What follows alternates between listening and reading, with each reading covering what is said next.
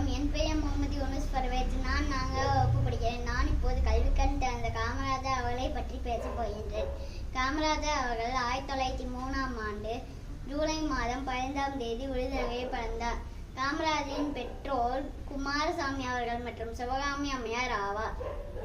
ஒத்துழையாமை இயக்கம், அந்நிய துணி எரிப்பு, சட்டமறுப்பு இயக்கம் போன்ற பல போராட்டங்களில் கலந்து கொண்டார். காமராஜர் 1954 முதல் 1963 வரை 9 ஆண்டுகள் தமிழக முதல்வராக பணியாற்றினார். இலவச கல்வி, இலவச மதிய உணவு திட்டம் போன்ற பல திட்டங்களை தொடங்கி வைத்தார்.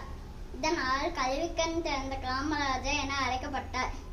தொழில்துறை, அணைக்கட்டுகள், மின் திட்டங்கள் போன்ற பல திட்டங்களை தொடங்கி தமிழகத்தை வளமாக்கினார். இதனால் காமராஜரின் ஆட்சி காலம் தமிழகத்தின் பொற்காலம் என அழைக்கப்படுகிறது.